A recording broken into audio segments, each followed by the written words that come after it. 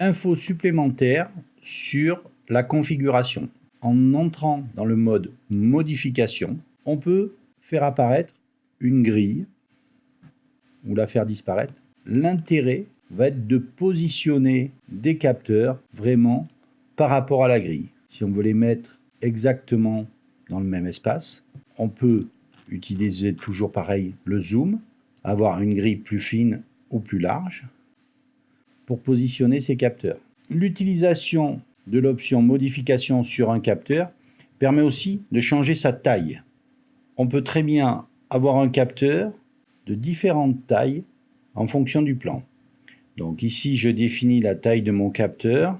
Si je la définis trop petite, on ne peut plus afficher le capteur. Il ne s'affichera que quand il sera en zoom. Quand on dézoome, on n'a pas l'information. Par contre, si on a une information d'alarme, comme c'est notre cas, on voit que le point est orange. Si on zoome, on aperçoit le défaut.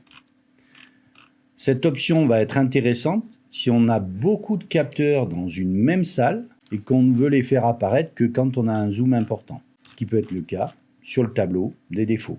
En mode modification, configuration, on voit nos différents capteurs et leur taille en fonction du zoom qui est affiché. Donc si je décide là de remonter la taille, quand on sera à ce niveau-là de zoom, on le verra. Sinon, on ne le voit pas.